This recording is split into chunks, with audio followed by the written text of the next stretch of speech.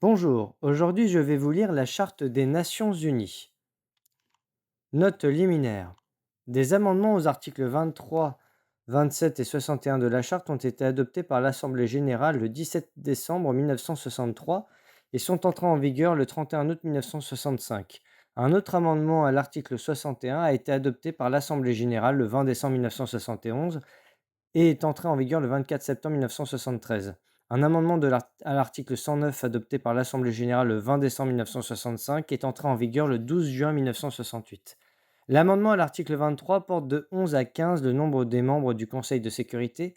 L'amendement à l'article 27 dispose que les décisions du Conseil de sécurité sur des questions de procédure sont prises par un vote affirmatif de 9 membres, précédemment 7, et que ces décisions sur toute autre question sont prises par un vote affirmatif de 9 de ses membres, précédemment 7, dans lesquelles sont comprises les voix des 5 membres permanents du Conseil.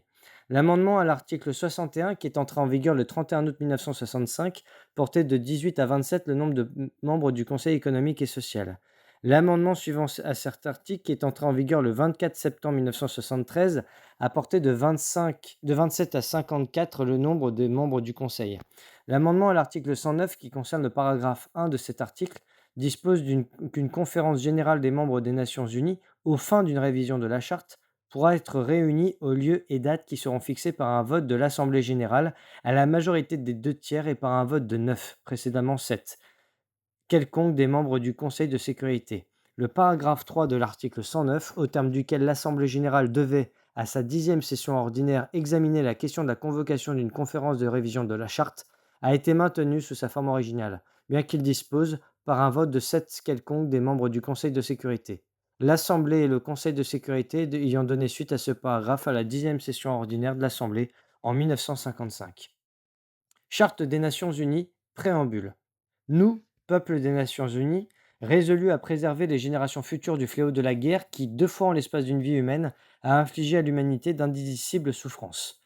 À proclamer à nouveau notre foi dans les droits fondamentaux de l'homme, dans la dignité et la valeur de la personne humaine, dans l'égalité des droits des hommes et des femmes, ainsi que des nations, grandes et petites, à créer les conditions nécessaires au maintien de la justice et du respect des obligations nées des traités et autres sources du droit international, à favoriser le progrès social et instaurer de meilleures conditions de vie dans une liberté plus grande, et à ces fins, à pratiquer la tolérance, à vivre en paix l'un avec l'autre dans un esprit de bon voisinage, à unir nos forces pour maintenir la paix et la sécurité internationale, à accepter des principes et instituer des méthodes garantissant qu'il ne sera pas fait usage de la force des armes, sauf dans l'intérêt commun, à recourir aux institutions internationales pour favoriser le progrès économique et social de tous les peuples, avons décidé d'associer nos efforts pour réaliser ces desseins.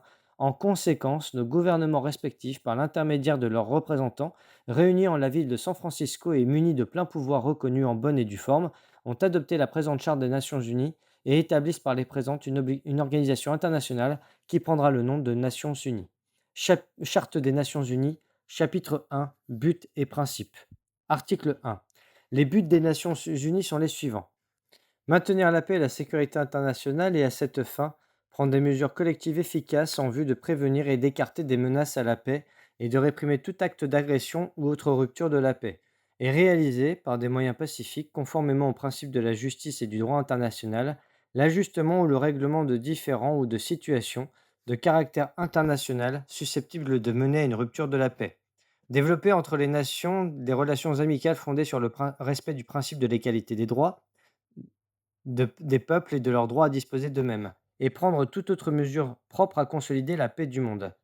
Réaliser la coopération internationale en résolvant les problèmes internationaux d'ordre économique, social, intellectuel ou humanitaire, en développant et en encourageant le respect des droits de l'homme et des libertés fondamentales pour tous, sans distinction de race, de sexe, de langue ou de religion. Être un centre où s'harmonisent les efforts des nations vers ces fins communes. Article 2. L'Organisation des Nations Unies et ses membres, dans la poursuite de buts énoncés à l'article 1, doivent agir conformément aux principes suivants. Premièrement, l'organisation est fondée sur le principe de l'égalité souveraine de tous ses membres. 2. Les membres de l'organisation, afin d'assurer à tous la jouissance des droits et avantages résultant de leur qualité de membre, doivent remplir de bonne foi les obligations qu'ils ont assumées au terme de la présente charte. 3. Les membres de l'organisation règlent leurs différends internationaux par des moyens pacifiques, de telle manière que la paix et la sécurité internationale ainsi que la justice ne soient pas mises en danger.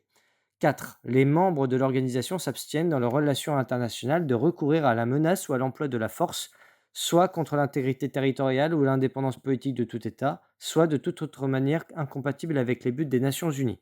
5. Les membres de l'organisation donnent à celle-ci pleine assistance dans toute action entreprise par elle, conformément aux dispositions de la présente charte, et s'abstiennent de prêter assistance à un État contre lequel l'organisation entreprend une action préventive ou coercitive. 6. L'organisation fait en sorte que les États qui ne sont pas membres des Nations Unies agissent conformément à ces principes, dans la mesure nécessaire au maintien de la paix et de la sécurité internationale.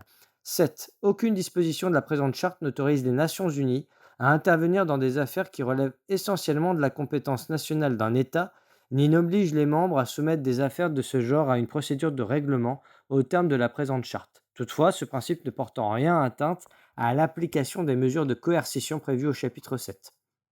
Chapitre 2. Les membres. Article 3. Sont membres originaires des Nations Unies les États qui, ayant participé à la conférence des Nations Unies pour Organisation internationale à San Francisco ou ayant antérieurement signé la Déclaration des Nations Unies, en date du 1er janvier 1942, signent la présente charte et la ratifient conformément à l'article 10. Article 4. Peuvent devenir membres des Nations Unies tout autre État pacifique qui accepte les obligations de la présente charte et, au jugement de l'organisation, sont capables de les remplir et disposés à le faire. L'admission comme membre des Nations Unies de tout État remplissant ces conditions se fait par décision de l'Assemblée générale sur recommandation du Conseil de sécurité. Article 5. Un membre de l'organisation contre lequel une action préventive ou coercitive a été entreprise par le Conseil de sécurité peut être suspendue par l'Assemblée générale sur recommandation du Conseil de sécurité de l'exercice des droits et privilèges inhérents à la qualité de membre. L'exercice de ces droits et privilèges peuvent être établis par le Conseil de sécurité. Article 6. Si un membre de l'organisation enfreint de manière persistante les principes énoncés dans la présente charte, il peut être exclu de l'organisation par l'Assemblée générale sur recommandation du Conseil de sécurité. Chapitre 3. Organes. Article 7. Il est créé comme organes principaux de l'Organisation des Nations Unies une Assemblée générale, un Conseil de sécurité, un Conseil économique et social, un Conseil de tutelle, une Cour internationale de justice et un secrétariat. Les organes subsidiaires qui se révéleraient nécessaires pourront être créés conformément à la présente charte. Article 8. Aucune restriction ne sera imposée par l'organisation à l'accès des hommes et des femmes dans des conditions égales à toutes les fonctions dans ses organes principaux et subsidiaires. Chapitre 4. Assemblée générale. Composition. Article 9. L'Assemblée générale se compose de tous les membres des Nations unies. Chaque membre a 5 représentants au plus à l'Assemblée générale. Fonctions et pouvoirs. Article 10. L'Assemblée générale peut discuter toute question ou affaire rentrant dans le cadre de la présente charte ou se rapportant au pouvoir et aux fonctions de l'un quelconque des organes prévus dans la présente charte, et sous réserve des dispositions de l'article 12. Formuler sur ces questions ou affaires des recommandations aux membres de l'Organisation des Nations Unies, au Conseil de sécurité ou aux membres de l'organisation et au Conseil de sécurité. Article 11. L'Assemblée générale peut étudier les principes généraux de coopération pour le maintien de la paix et de la sécurité internationale, y compris les principes régissant le désarmement et la réglementation des armements, et faire sur ces principes des recommandations soit aux membres de l'organisation, soit au Conseil de sécurité, soit aux membres de l'organisation et au Conseil de sécurité. L'Assemblée générale peut discuter toute question se rattachant au maintien de la paix et de la sécurité internationale dont elle aura été saisie par l'une quelconque des Nations unies, ou par le Conseil de sécurité, ou par un État qui n'est pas membre de l'organisation, conformément aux dispositions du paragraphe 2 de l'article 35 et sous réserve de l'article 12.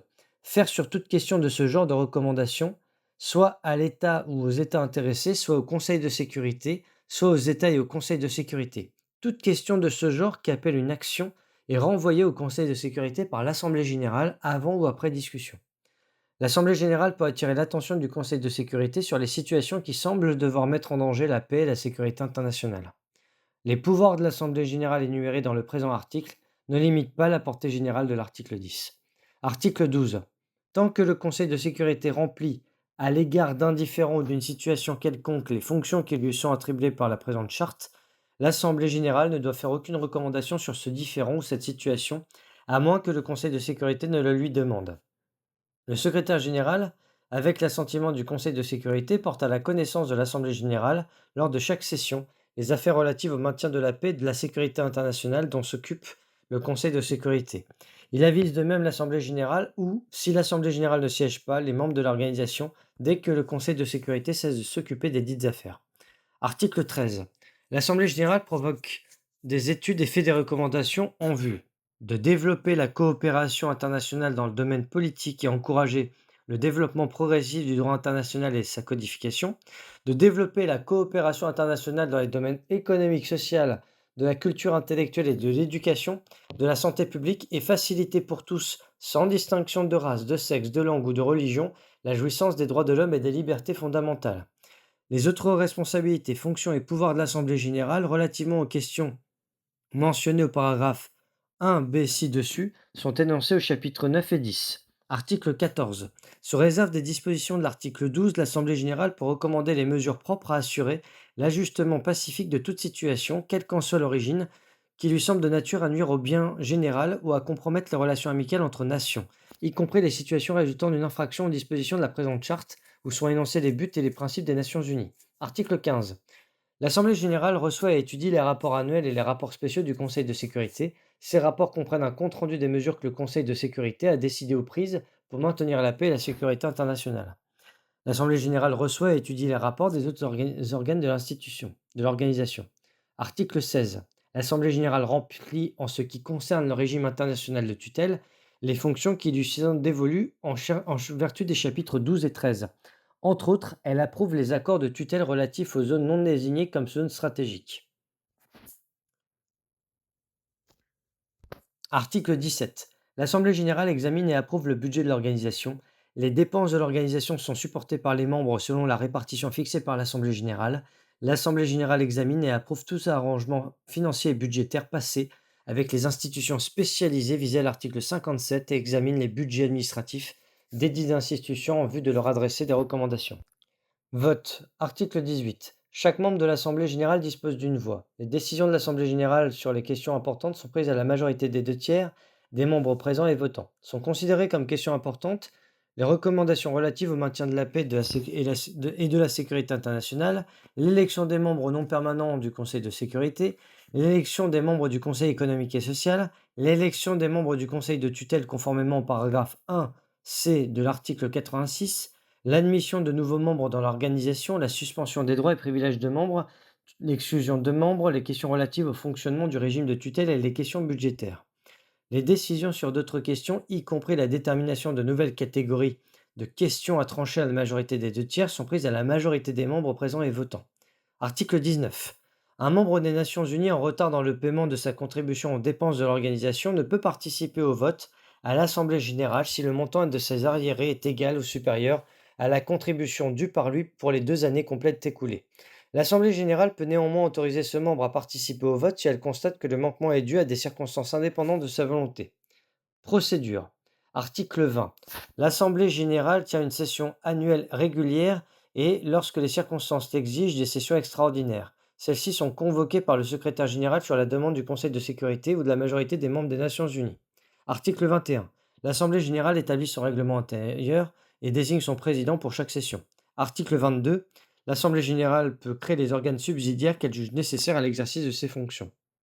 Chapitre 5. Conseil de sécurité. Composition. Article 23. Le Conseil de sécurité se compose de 15 membres de l'organisation. La République de Chine, la France, l'Union des républiques socialistes soviétiques, le Royaume-Uni de Grande-Bretagne et d'Irlande du Nord et les États-Unis d'Amérique sont membres permanents du Conseil de sécurité. 10 autres membres de l'organisation sont élus, à titre de membres non permanents du Conseil de sécurité, par l'Assemblée générale qui tient spécialement compte, en premier lieu, de la contribution des membres de l'organisation au maintien de la paix et de la sécurité internationale et aux autres fins de l'organisation, et aussi d'une répartition géographique équitable. Les membres non permanents du Conseil de sécurité sont élus pour une période de 2 ans. Lors de la première élection des membres non permanents, après que le nombre de membres du Conseil de sécurité aura été porté de 11 à 15, 2 des 4 membres supplémentaires seront élus pour une période d'1 an. Les membres sortants ne sont pas immédiatement rééligibles. Chaque membre du Conseil de sécurité a un représentant au Conseil. Fonctions et pouvoirs. Article 24. Afin d'assurer l'action rapide et efficace de l'organisation, ses membres confèrent au Conseil de sécurité la responsabilité principale du maintien de la paix et de la sécurité internationale et reconnaissent qu'en s'acquittant des devoirs que lui impose cette responsabilité, le Conseil de sécurité agit en leur nom. Dans l'accomplissement de ces devoirs, le Conseil de sécurité agit conformément aux buts et principes des Nations unies. Les pouvoirs spécifiques accordés au Conseil de sécurité pour lui permettre d'accomplir les dits devoirs sont définis au chapitre 6, 7, 8 et 12. Le Conseil de sécurité soumet pour examen les rapports annuels et, le cas échéant, les rapports spéciaux à l'Assemblée générale. Là, article 25. Les membres de l'organisation conviennent d'accepter et d'appliquer les décisions du Conseil de sécurité conformément à la présente charte. Article 26. Afin de favoriser l'établissement et le maintien de la paix et de la sécurité internationale, en ne détournant vers les armements que le minimum des ressources humaines et économiques du monde, le Conseil de sécurité est chargé, avec l'assistance du comité d'état-major prévu à l'article 47, d'élaborer des plans qui seront soumis aux membres de l'organisation en vue d'établir un système de réglementation des armements. Vote. Article 27. Chaque membre du Conseil de sécurité dispose d'une voix. Les décisions du Conseil de sécurité sur des questions de procédure sont prises par un vote affirmatif de 9 membres. Les décisions du Conseil de sécurité sur toute autre question sont prises par un vote affirmatif de 9 de ses membres, dans lesquels sont comprises les voix de tous les membres permanents, étant entendu que dans les décisions prises au terme du chapitre 6 et du paragraphe 3 de l'article 52, une partie à un différent s'abstient de voter. Procédure. Article 28. Le Conseil de sécurité est organisé de manière à pouvoir exercer ses fonctions en permanence. À cet effet, chaque membre du Conseil de sécurité doit avoir en tout temps un représentant au siège de l'organisation. Le Conseil de sécurité tient des réunions périodiques auxquelles chacun de ses membres peut, s'il le désire, se faire représenter par un membre de son gouvernement ou par quelque autre représentant spécialement désigné. Le Conseil de sécurité peut tenir des réunions à tout endroit autre que le siège de l'organisation qu'il juge les plus propres à faciliter sa tâche. Article 29. Le Conseil de sécurité peut créer les organes subsidiaires qu'il juge nécessaires à l'exercice de ses fonctions. Article 30. Le Conseil de sécurité établit son règlement intérieur dans lequel il fixe le mode de désignation de son président. Article 31. Tout membre de l'organisation qui n'est pas membre du Conseil de sécurité peut participer sans droit de vote à la discussion de toute question soumise au Conseil de sécurité chaque fois que celui-ci estime que les intérêts de ce membre sont particulièrement affectés. Article 32. Tout membre des Nations Unies qui n'est pas membre du Conseil de sécurité ou tout État qui n'est pas membre des Nations Unies, s'il est partie à un différend examiné par le Conseil de sécurité, est convié à participer sans droit de vote aux discussions relatives à ce différend. Le Conseil de sécurité détermine les conditions qu'il estime justes de mettre à la participation d'un État qui n'est pas membre de l'organisation. Chapitre 6. Règlement pacifique des différends. Article 33. Les parties à tout différend dont la prolongation est susceptible de menacer le maintien de la paix et de la sécurité internationale doivent en rechercher la solution, avant tout, par voie de négociation, d'enquête, de médiation, de conciliation, d'arbitrage, de règlement judiciaire, de recours aux organismes ou accords régionaux, ou par d'autres moyens pacifiques de leur choix. Le Conseil de sécurité, s'il le juge nécessaire, invite les parties à régler leurs différends par de tels moyens. Article 34. Le Conseil de sécurité peut enquêter sur tout différend ou toute situation qui pourrait entraîner un désaccord entre nations ou engendrer un différend, afin de déterminer si la prolongation de ce différend ou de cette situation semble devoir menacer le maintien de la paix et de la sécurité internationale. Article 35. Tout membre de l'organisation peut attirer l'attention du Conseil de sécurité ou de l'Assemblée générale sur un différend ou une situation de la nature visée dans l'article 34.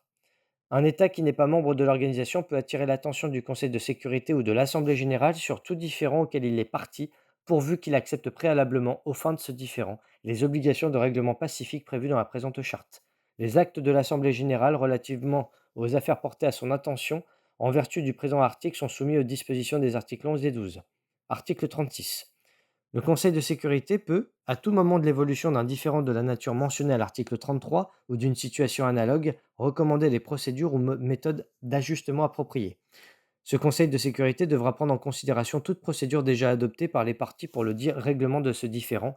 En faisant les recommandations prévues au présent article, ce Conseil doit aussi tenir compte du fait que, d'une manière générale, les différends d'ordre juridique devraient être soumis par les parties à la Cour internationale de justice conformément aux dispositions du statut de la Cour. Article 37. Si les parties à un différend de la nature mentionnée à l'article 33 ne réussissent pas à le régler par les moyens indiqués au dit article, elles le soumettent au Conseil de sécurité. Si ce Conseil estime que la prolongation du différend semble en fait menacer le maintien de la paix et de la sécurité internationale, il décide s'il doit agir en application de l'article 36 ou recommander tel terme de règlement qu'il juge approprié. Article 38. Sans préjudice des dispositions des articles 33 à 37, le Conseil de sécurité peut, si toutes les parties indifférentes le demandent, faire des recommandations à celle-ci en vue d'un règlement pacifique de ce différend.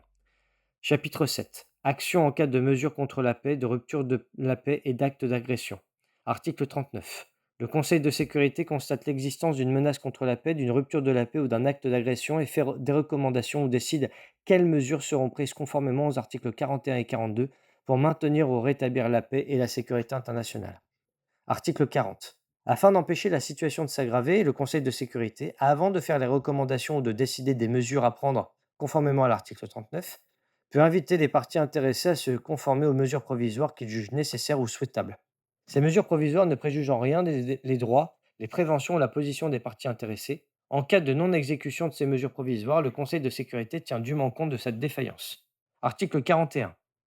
Le Conseil de sécurité peut décider quelles mesures n'appliquant pas l'emploi de la force armée doivent être prises pour donner l'effet à ces décisions et peut inviter les membres des Nations Unies à appliquer ces mesures. Celles-ci peuvent comprendre l'interruption complète ou partielle des relations économiques et des communications ferroviaires, maritimes, aériennes, postales, télégraphiques, radioélectriques et des autres moyens de communication, ainsi que la rupture des relations diplomatiques. Article 42. Si le Conseil de sécurité estime que les mesures prévues à l'article 41 seraient inadéquates, ou qu'elles ne se sont révélées telles, il peut entreprendre, au moyen de forces aériennes, navales ou terrestres, toute action qu'il juge nécessaire au maintien ou au rétablissement de la paix et de la sécurité internationale. Cette action peut comprendre des démonstrations, des mesures de blocus et d'autres opérations exécutées par des forces aériennes, navales ou terrestres de membres des Nations Unies. Article 43. Tous les membres des Nations Unies, afin de contribuer au maintien de la paix et de la sécurité internationale, s'engagent à mettre à la disposition du Conseil de sécurité, sur son invitation, et conformément à un accord spécial ou à des accords spéciaux, les forces armées, l'assistance et les facilités, y compris le droit de passage nécessaire au maintien de la paix et de la sécurité internationale. L'accord ou les accords susvisés fixeront les effectifs et la nature de ces forces, leur degré de préparation et leur emplacement général, ainsi que la nature des facilités de l'assistance à fournir. L'accord ou les accords seront négociés aussitôt que possible sur l'initiative du Conseil de sécurité. Ils seront conclus entre le Conseil de sécurité et des membres de l'organisation, ou entre le Conseil de sécurité et des groupes de membres de l'organisation, et devront être ratifiés par les États signataires selon leurs règles constitutionnelles respectives. Article 44. Lorsque le Conseil de sécurité a décidé de recourir à la force, il doit, avant d'inviter un membre non représenté au Conseil, à fournir des forces armées en exécution des obligations contractées en vertu de l'article 43, convier le dit membre, si celui-ci le désire, à participer aux décisions du Conseil de sécurité touchant l'emploi de contingents de forces armées de ce membre. Article 45. Afin de permettre à l'organisation de prendre d'urgence des mesures d'ordre militaire, des membres des Nations Unies maintiendront des contingents nationaux de forces aériennes immédiatement utilisables en vue de l'exécution combinée d'une action coercitive internationale, dans les limites prévues par l'accord spécial ou les accords spéciaux mentionnés à l'article 43. Le Conseil de sécurité, avec l'aide du comité d'état-major, fixe l'importance et le degré de préparation de ces contingents et établit des plans prévoyant leur action combinée. Article 46. Les plans pour l'emploi de la force armée sont établis par le Conseil de sécurité avec l'aide du comité d'état-major. Article 47. Il est établi un comité d'état-major chargé de conseiller et d'assister le Conseil de sécurité pour tout ce qui concerne les moyens d'ordre militaire nécessaires au Conseil pour maintenir la paix et la sécurité internationale, l'emploi et le commandement des forces mises à sa disposition, la réglementation des armements et le désarmement éventuel. Le comité d'état-major se compose de chefs d'état-major des membres permanents du Conseil de sécurité ou de leurs représentants. Il convie tout membre des Nations Unies qui n'est pas représenté au comité d'une façon permanente et à s'associer à lui lorsque la participation de ce membre à ses travaux lui est nécessaire pour la bonne exécution de sa tâche. Le comité d'état-major est responsable, sous l'autorité du Conseil de sécurité, de la direction stratégique de toutes forces armées mises à disposition du Conseil. Les questions relatives au commandement de ces forces seront réglées ultérieurement. Des sous-comités régionaux du comité d'état-major peuvent être établis par lui avec l'autorisation du Conseil de sécurité et après consultation des organismes régionaux appropriés. Article 48. Les mesures nécessaires à l'exécution des décisions du Conseil de sécurité pour le maintien de la paix et de la sécurité internationale sont prises par tous les membres des Nations Unies ou certains d'entre eux, selon l'appréciation du Conseil. Ces décisions sont exécutées par les membres des Nations Unies directement et grâce à leur action dans les organismes internationaux appropriés dont ils font partie. Les membres des Nations Unies s'associent pour se prêter mutuellement assistance dans l'exécution des mesures arrêtées par le Conseil de sécurité. Article 50. Si un État est l'objet de mesures préventives ou coercitives prises par le Conseil de sécurité, tout autre État, qu'il soit ou non membre des Nations Unies, s'il se trouve en présence de difficultés économiques particulières dues à l'exécution desdites mesures, a le droit de consulter le Conseil de sécurité au sujet de la solution de ces difficultés. Article 51. Aucune disposition de la présente charte ne porte atteinte au droit naturel de légitime défense, individuelle ou collective, dans le cas où un membre des Nations Unies est l'objet d'une agression armée, jusqu'à ce que le Conseil de sécurité ait pris les mesures nécessaires pour maintenir la paix et la sécurité internationale. Les mesures prises par des membres dans l'exercice de ce droit de légitime défense sont immédiatement portées à la connaissance du Conseil de sécurité et n'affectant rien le pouvoir et le devoir qu'a le Conseil, en vertu de la présente charte, d'agir à tout moment de la manière qu'il juge nécessaire pour maintenir ou rétablir la paix et la sécurité internationale. Chapitre 8. Accords régionaux. Article 52. Aucune disposition de la présente charte ne s'oppose à l'existence d'accords ou d'organismes régionaux destinés à régler les affaires qui, touchant au maintien de la paix et de la sécurité internationale, se prêtent à une action de caractère régional, pourvu que ces accords ou ces organismes et leur activité soient compatibles avec les buts et les principes des Nations Unies. Les membres des Nations Unies qui concluent ces accords ou constituent ces organismes doivent faire tous leurs efforts pour régler d'une manière pacifique, par le moyen desdits accords ou organismes, les différends d'ordre local, avant de les soumettre au Conseil de sécurité. Le Conseil de sécurité encourage le développement du règlement pacifique des différends d'ordre local par le moyen de ces accords ou de ces organismes régionaux, soit sur l'initiative des États intéressés, soit sur renvoi du Conseil de sécurité. Le présent article n'affecte en rien l'application des articles 34 et 35. Article 53. Le Conseil de sécurité utilise, s'il y a lieu, les accords ou organismes régionaux pour l'application des mesures coercitives prises sous son autorité. Toutefois, aucune action coercitive ne sera entreprise en vertu d'accords régionaux ou par des organismes régionaux sans l'autorisation du Conseil de sécurité, sont exceptées les mesures contre tout État ennemi au sens de la définition donnée au paragraphe 2 du présent article, prévu en application de l'article 107 ou dans les accords régionaux dirigés contre la reprise par un tel État d'une politique d'agression, jusqu'au moment où l'organisation pourra, à la demande des gouvernements intéressés, être chargée de la tâche de prévenir toute nouvelle agression de la part d'un tel État. Le terme État ennemi, employé au paragraphe 1 du présent article, s'applique à tout État qui, au cours de la Seconde Guerre mondiale, a été l'ennemi de l'un quelconque des signataires de la présente charte. Article 54. Le Conseil de sécurité doit en tout temps être tenu pleinement au courant de toute action entreprise ou envisagée en vertu d'accords régionaux ou par des organismes régionaux pour le maintien de la paix et de la sécurité internationale. Chapitre 9. Coopération économique et sociale internationale. Article 55. En vue de créer les conditions de stabilité et de bien-être nécessaires pour assurer entre les nations des relations pacifiques et amicales, fondées sur le respect du principe de l'égalité des droits des peuples et de leur droit à disposer d'eux-mêmes, les Nations unies favoriseront le relèvement des niveaux de vie, le plein emploi et les conditions de progrès et de développement dans l'ordre économique et social, la solution des problèmes internationaux dans les domaines économiques, social, de la santé publique et autres problèmes connexes, et la coopération internationale dans les domaines de la culture intellectuelle et de l'éducation. Le respect universel et effectif des droits de l'homme et des libertés fondamentales pour tous, sans distinction de race, de sexe, de langue ou de religion. Les membres s'engagent, en vue d'atteindre les buts énoncés à l'article 55, à agir tant conjointement que séparément, en coopération avec l'organisation. Article 57. Les diverses institutions spécialisées créées par accords intergouvernementaux et pourvues, au terme de leur statut d'attribution internationale étendue dans les domaines économiques, social, de la culture intellectuelle et de l'éducation, de la santé publique et autres domaines connexes, sont reliées à l'organisation conformément aux dispositions de l'article 63. Les institutions ainsi reliées à l'organisation sont désignées ci-après par l'expression institution spécialisée. Article 58. L'organisation fait des recommandations en vue de coordonner les programmes et activités des institutions spécialisées.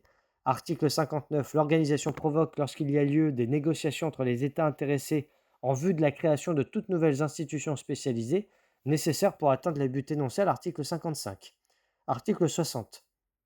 L'Assemblée générale et, sous son autorité, le Conseil économique et social, qui dispose à cet effet des pouvoirs qui lui sont attribués au terme du chapitre 10, sont chargés de remplir les fonctions de l'organisation énoncées au présent chapitre.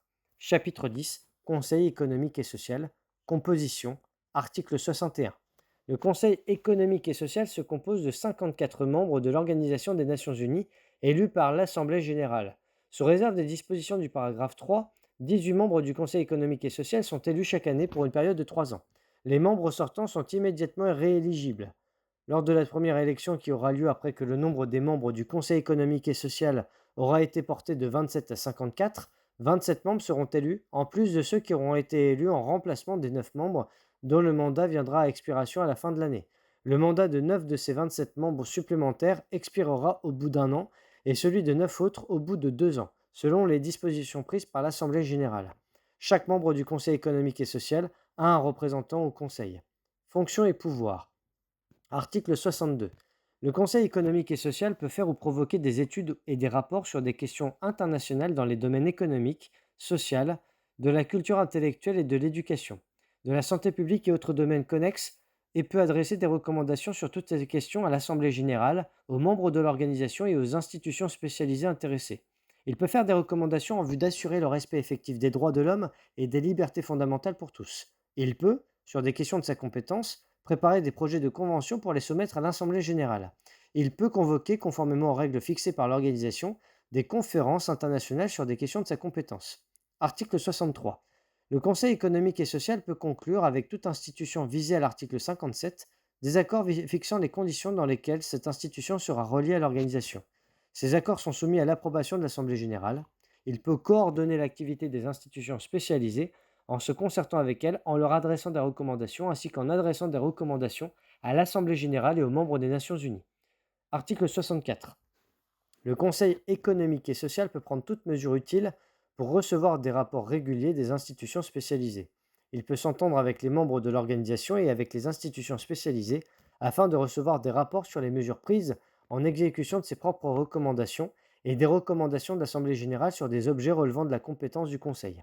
Il peut communiquer à l'Assemblée générale ses observations sur ces rapports. Article 65. Le Conseil économique et social peut fournir des informations au Conseil de sécurité et l'assister si celui-ci le demande.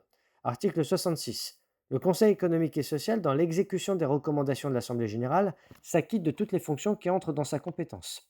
Il peut, avec l'approbation de l'Assemblée générale, rendre les services qui lui seraient demandés par des membres de l'organisation ou par des institutions spécialisées.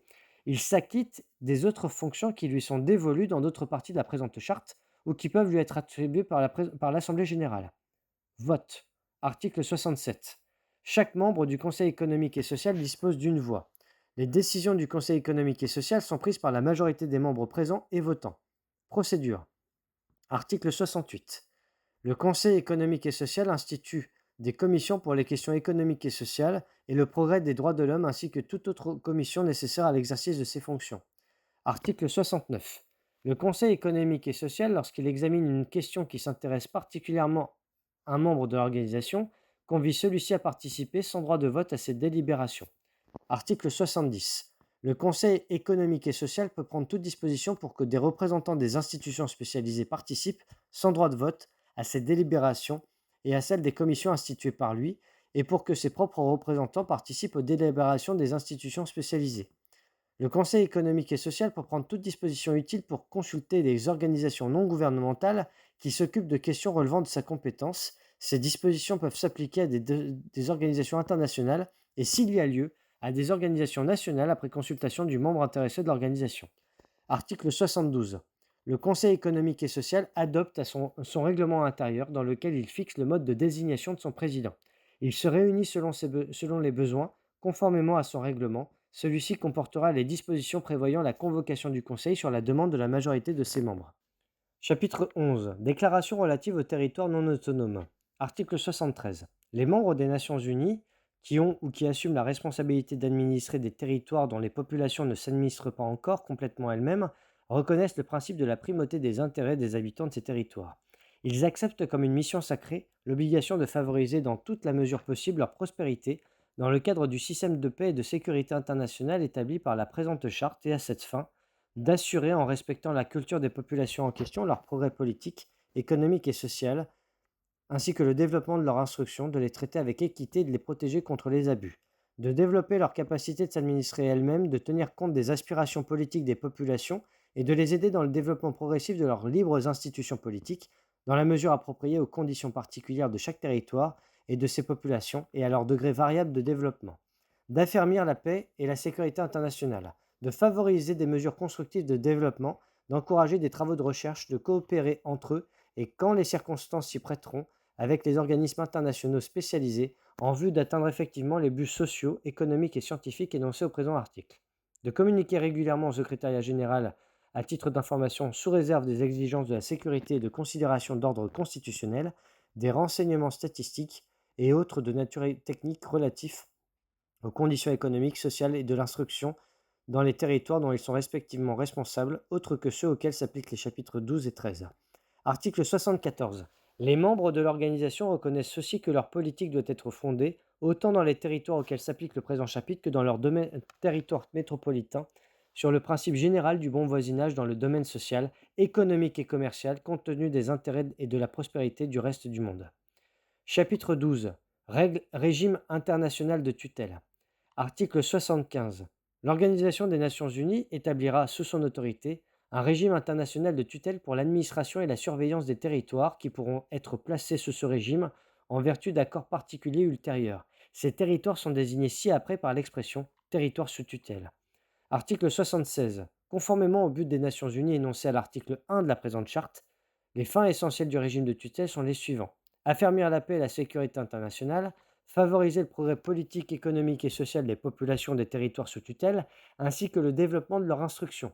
Favoriser également leur évolution progressive vers la capacité à s'administrer eux-mêmes ou l'indépendance, compte tenu des conditions particulières à chaque territoire et à ses populations, des aspirations librement exprimées des populations intéressées et des dispositions qui pourront être prévues dans chaque accord de tutelle. Encourager le respect des droits de l'homme et de libertés fondamentales pour tous, sans distinction de race, de sexe, de langue ou de religion, et développer le sentiment de l'interdépendance des peuples du monde. D'assurer l'égalité de traitement dans le domaine social, économique et commercial à tous les membres de l'organisation et à leurs ressortissants. Assurer de même à ces derniers l'égalité de traitement dans l'administration de la justice, sans porter préjudice à la réalisation des fins énoncées ci-dessus et sous réserve des dispositions de l'article 80. Article 77. Le régime de tutelle s'appliquera aux territoires entrant dans les catégories ci-dessous et qui viendraient à être placés sous ce régime en vertu d'accords de tutelle. Territoires actuellement sous mandat. Territoires qui peuvent être détachés d'États ennemis par suite de la Seconde Guerre mondiale. Territoires volontairement placés sous ce régime par les États responsables de leur administration. Un accord ultérieur déterminera quels territoires entrant dans les catégories suspensionnées seront placés sous le régime de tutelle et dans quelles conditions. Article 78. Le régime de tutelle ne s'appliquera pas aux pays devenus membres des Nations Unies, les relations entre celles-ci devant être fondées sur le respect du principe de l'égalité souveraine. Article 79. Les termes du régime de tutelle pour chacun des territoires à placer sous ce régime, de même que les modifications et amendements qui peuvent y être apportés, feront l'objet d'un accord entre les États directement intéressés, y compris la puissance mandataire dans le cas de territoires sous mandat d'un membre des Nations Unies, et seront approuvés conformément aux articles 83 et 85. Article 80. À l'exception de ce qui peut être convenu dans les accords particuliers de tutelle conclus conformément aux articles 77, 79 et 81, et plaçant chaque territoire sous le régime de tutelle, et jusqu'à ce que ces accords aient été conclus, aucune disposition du présent chapitre ne sera interprétée comme modifiant directement ou indirectement, en aucune manière, les droits quelconques d'aucun État ou d'aucun peuple, ou les dispositions d'actes internationaux en vigueur auxquels des membres de l'organisation peuvent être parties. Le paragraphe 1 du présent article ne doit pas être interprété comme motivant un retard ou un ajournement de la négociation et de la conclusion d'accords destinés à placer sous le régime de tutelle des territoires sous mandat ou d'autres territoires ainsi qu'il est prévu à l'article 77. Article 81. L'accord de tutelle comprend dans chaque cas les conditions dans lesquelles le territoire sous tutelle sera administré et désigne l'autorité qui en assurera l'administration. Cette autorité, désignée ci-après par l'expression autorité chargée de l'administration, peut être constituée par un ou plusieurs États ou par l'organisation elle-même. Article 82. Un accord de tutelle peut désigner une ou plusieurs zones stratégiques pouvant comprendre tout ou partie du territoire sous tutelle auquel l'accord s'applique, sans préjudice de tout accord spécial ou de tous accords spéciaux conclus en application de l'article 43. Article 83. En ce qui concerne les zones stratégiques, toutes les fonctions dévolues à l'organisation, y compris l'approbation des termes des accords de tutelle, ainsi que de la modification ou de l'amendement éventuel de ceux-ci, sont exercées par le Conseil de sécurité. Les fins essentielles énoncées à l'article 76 valent pour la population de chacune des zones géostratégiques.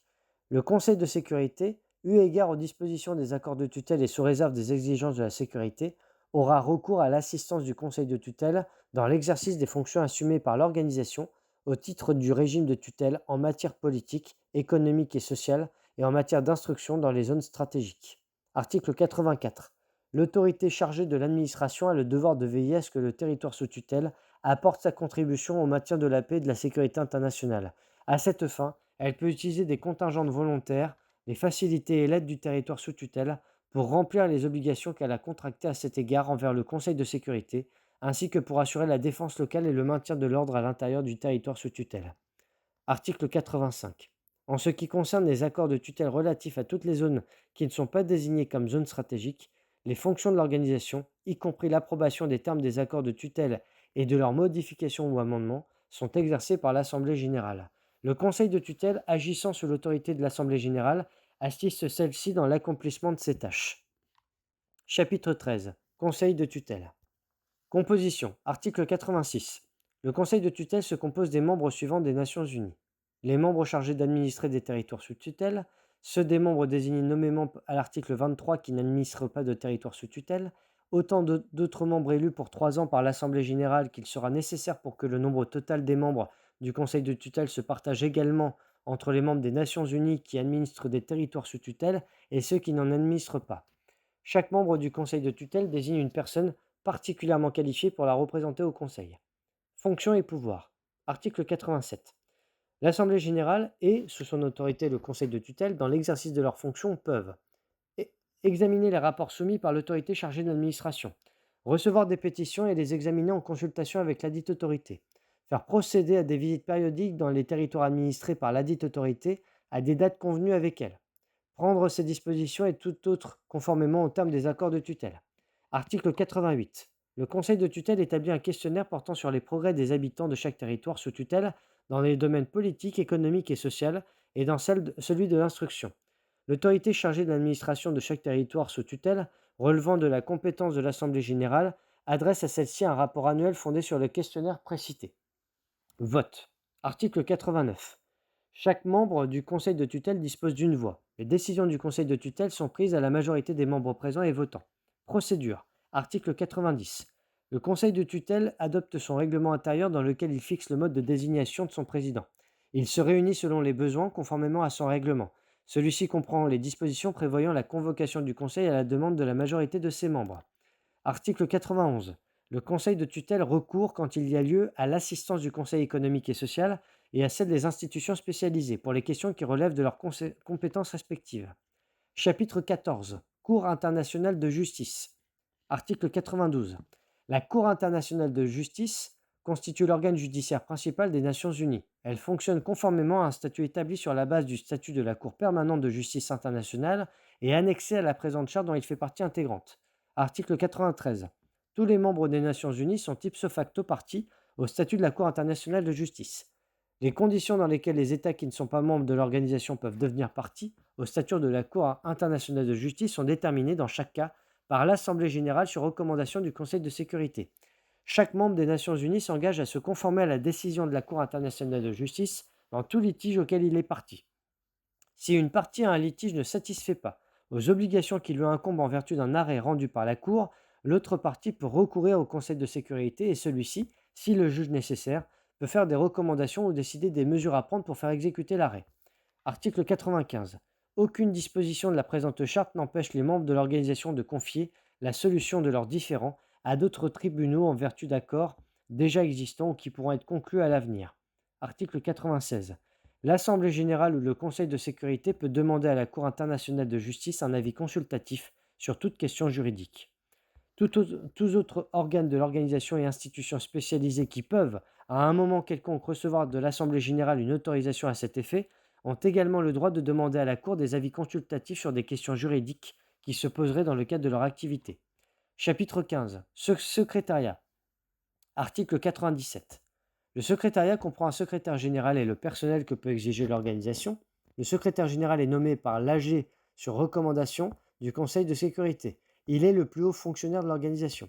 Article 98. Le secrétaire général agit en cette qualité à toutes les réunions de l'Assemblée générale, du Conseil de sécurité, du Conseil économique et social et du Conseil de tutelle. Il remplit toute autre fonction dont il est chargé par ces organes. Il présente à l'Assemblée générale un rapport annuel sur l'activité de l'organisation. Article 99. Le secrétaire général peut attirer l'attention du Conseil de sécurité sur toute affaire qui, à son avis, pourrait mettre en danger le maintien de la paix et de la sécurité internationale. Article 100. Dans l'accomplissement de leurs devoirs, le secrétaire général et le personnel ne solliciteront ni n'accepteront d'instructions d'aucun gouvernement ni d'aucune autorité extérieure à l'organisation. Ils s'abstiendront de tout acte incompatible avec leur situation de fonctionnaires internationaux et ne sont responsables qu'envers l'organisation. Chaque membre de l'organisation s'engage à respecter le caractère exclusivement international des fonctions du secrétaire général et du personnel et à ne pas chercher à les influencer dans l'exécution de leurs tâches.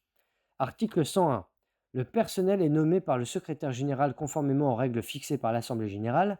Un personnel spécial est affecté d'une manière permanente au Conseil économique et social, au Conseil de tutelle et, s'il y a lieu, à d'autres organes de l'organisation. Ce personnel fait partie du secrétariat. La considération dominante dans le recrutement et la fixation des conditions d'emploi du personnel doit être la nécessité d'assurer à l'organisation des services de personnes possédant les plus hautes qualités de travail, de compétences et d'intégrité. Sera dûment prise en considération l'importance d'un recrutement effectué sur une base géographique aussi large que possible. Chapitre 16. Dispositions diverses. Article 102. Tout traité ou accord international conclu par un membre des Nations Unies après l'entrée en vigueur de la présente charte sera le plus tôt possible enregistré au secrétariat et publié par lui. Aucune partie à un traité ou accord international qui n'aura pas été enregistré conformément aux dispositions du paragraphe 1 du présent article ne pourra invoquer le dit traité ou accord devant un organe de l'organisation. Article 103. En cas de conflit entre les obligations des membres des Nations Unies en vertu de la présente charte et leurs obligations en vertu de tout autre accord international, les premières prévaudront. Article 104. L'organisation jouit sur le territoire de chacun de ses membres de la capacité juridique qui lui est nécessaire pour exercer ses fonctions et atteindre ses buts. Article 105. L'organisation jouit sur le territoire de chacun de ses membres des privilèges et immunités qui lui sont nécessaires pour atteindre ses buts. Les représentants des membres des Nations Unies et les fonctionnaires de l'organisation jouissent également des privilèges et immunités qui leur sont nécessaires pour exercer en toute indépendance leurs fonctions en rapport avec l'organisation. L'Assemblée générale peut faire des recommandations en vue de fixer les détails d'application des paragraphes 1 et 2 du présent article ou proposer aux membres des Nations Unies des conventions à cet effet. Chapitre 17. Dispositions transitoires de sécurité. Article 106. En attendant l'entrée en vigueur des accords spéciaux mentionnés à l'article 43, qui, de l'avis du Conseil de sécurité, lui permettront de commencer à assumer leurs responsabilités lui incombant, en application de l'article 42, les parties à la déclaration des 4 nations signée à Moscou le 30 octobre 1943 et la France se concerteront entre elles et, s'il y a lieu, avec d'autres membres de l'organisation conformément aux dispositions du paragraphe 5 de cette déclaration, en vue d'entreprendre en commun, au nom des Nations Unies, toute action qui pourra être nécessaire pour maintenir la paix et la sécurité internationale. Article 107. Aucune disposition de la présente charte n'affecte ou n'interdit, vis-à-vis d'un État qui, au cours de la Seconde Guerre mondiale, a été l'ennemi de l'un quelconque des signataires de la présente charte, une action entreprise ou autorisée, comme suite de cette guerre, par les gouvernements qui ont la responsabilité de cette action. Chapitre 18. Amendements. Article 108. Les amendements à la présente charte entreront en vigueur pour tous les membres des Nations Unies quand ils auront été adoptés à la majorité des 2/3 des membres de l'Assemblée générale et ratifiés, conformément à leurs règles constitutionnelles respectives, par les 2/3 des membres de l'organisation, y compris tous les membres permanents du Conseil de sécurité. Article 109. Une conférence générale des membres des Nations Unies, aux fins d'une révision de la présente charte, pourra être réunie aux lieux et dates qui seront fixés par un vote de l'Assemblée générale et à la majorité des 2/3 et par un vote de 9 quelconque des membres du Conseil de sécurité. Chaque membre de l'organisation disposera d'une voix à la conférence. Toute modification à la présente charte recommandée par la conférence à la majorité des 2/3 prendra effet lorsqu'elle aura été ratifiée, conformément à leurs règles constitutionnelles respectives, par les 2/3 des membres des Nations Unies, y compris tous les membres permanents du Conseil de sécurité. Si cette conférence n'a pas été réunie avant la 10e session annuelle de l'Assemblée générale qui suivra l'entrée en vigueur de la présente charte, une proposition en vue de la convoquer sera inscrite à l'ordre du jour de cette session. Et la conférence sera réunie, s'il en est ainsi décidé, par un vote de la majorité de l'Assemblée générale et par un vote de 7 quelconque des membres du Conseil de sécurité. Chapitre 19. Ratification et signature. La présente charte sera ratifiée par les États signataires conformément à leurs règles constitutionnelles respectives. Les ratifications seront déposées auprès du gouvernement des États-Unis d'Amérique, qui notifiera chaque dépôt à tous les États signataires, ainsi qu'au secrétaire général de l'organisation lorsque celui-ci aura été nommé.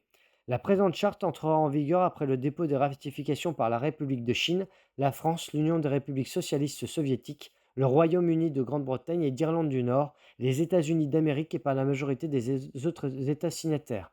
Un procès-verbal de dépôt des ratifications sera ensuite dressé par le gouvernement des États-Unis d'Amérique, qui en communiquera copie à tous les États signataires.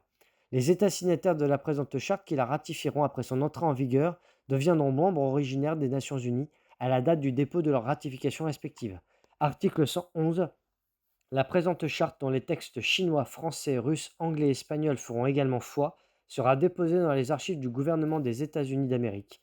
Des copies dûment certifiées conformes en seront remises par lui au gouvernement des autres États signataires, en foi de quoi les représentants des gouvernements des Nations Unies ont signé la présente charte, fait à San Francisco le 26 juin 1945.